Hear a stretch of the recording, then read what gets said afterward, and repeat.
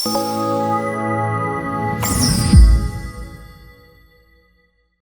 ముఖ్యమంత్రి ప్రమాణ స్వీకారం ఈ నెల 19 లేదా 20 తేదీలో ఉంటుందని భారతీయ జనతా పార్టీ వర్గాలు వెల్లడించాయి. ఢిల్లీ అసెంబ్లీ ఎన్నికల ఫలితాలు గత వారం విడుదలైన విషయం విదితమే. బీజేపీ గెలిచినా ముఖ్యమంత్రి ఎవరనే అంశంపై ఉత్కంఠ కొనసాగుతోంది.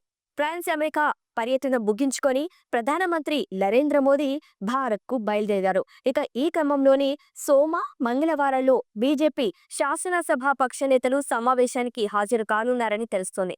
అయితే ఈ భేటీకి ప్రధాని మోదీ, కేంద్ర హోంశాఖ మంత్రి అమిత్ షా, పార్టీ జాతీయ అధ్యక్షుడు జేపీ నడ్డా సహా పలువురు కీలక నేతలు హాజరు కానున్నారు. ఈ సమావేశ అనంతరం నూతన ముఖ్యమంత్రి ఎవరనే దానిపై స్పష్టత రానుంది.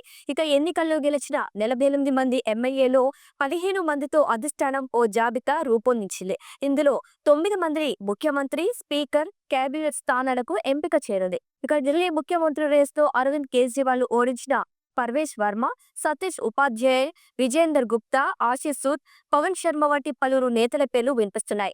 పూర్వాంచల్ నేపథ్యం కలిగిన ఎమ్మెల్యేలు, సిక్కు లేదా మహిళలను కూడా పరిగణలోకి తీసుకునే అవకాశం ఉండొచ్చని పార్టీ వర్గాలు వెల్లడించాయి.